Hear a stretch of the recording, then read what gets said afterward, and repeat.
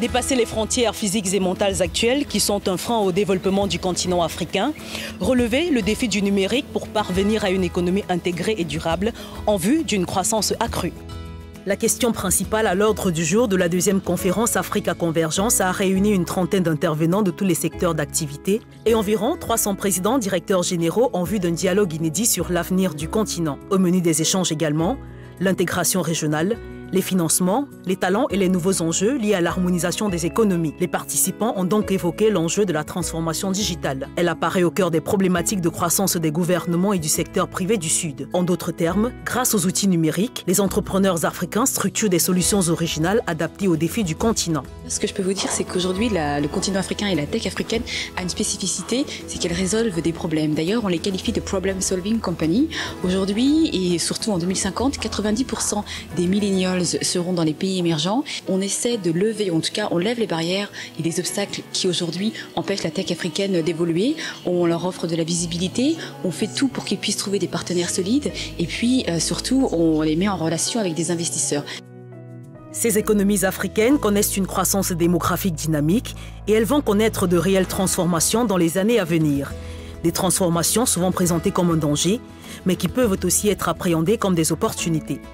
Le continent africain est un continent d'une exceptionnelle importance pour une raison très simple, c'est que la croissance sur les 30 ans qui viennent est une croissance absolument considérable, comme je dirais même le monde n'en a jamais connu. Lorsque vous savez que la population va doubler sur le continent d'ici 2050, c'est effectivement un bond en avant absolument exceptionnel. Je dirais même que si vous le comparez à ce que humainement il a déjà été fait en Chine, on est face à des défis qui sont absolument majeurs. Alors pour les entreprises et pour Veolia en particulier, ça représente évidemment une terre d'opportunités très importante.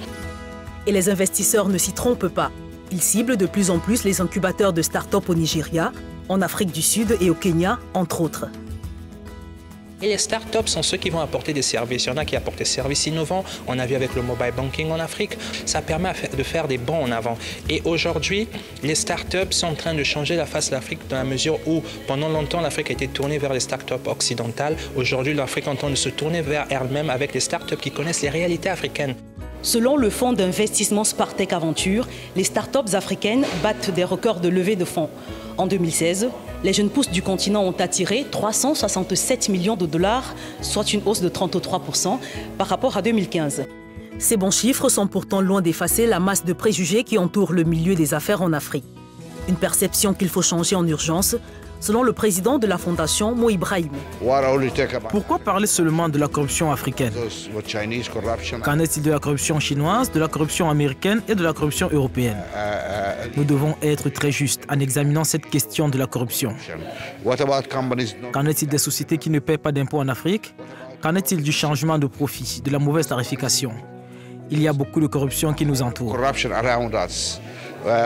Qu'en est-il des entreprises anonymes, les entreprises dont la propriété officielle n'est pas connue, où les gens cachent leur argent, de l'argent volé? La convergence des économies africaines est également freinée par le faible niveau d'échanges commerciaux.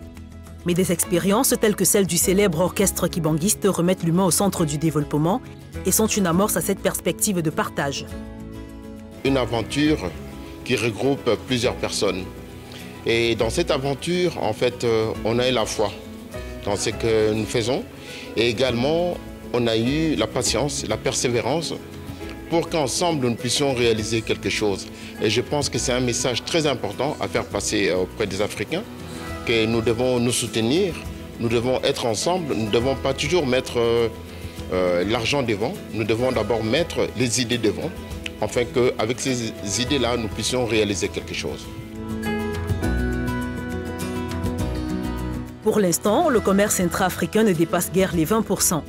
Afin d'améliorer ces échanges, les participants à la conférence internationale ont plaidé pour que les États mettent ensemble leurs avantages comparatifs.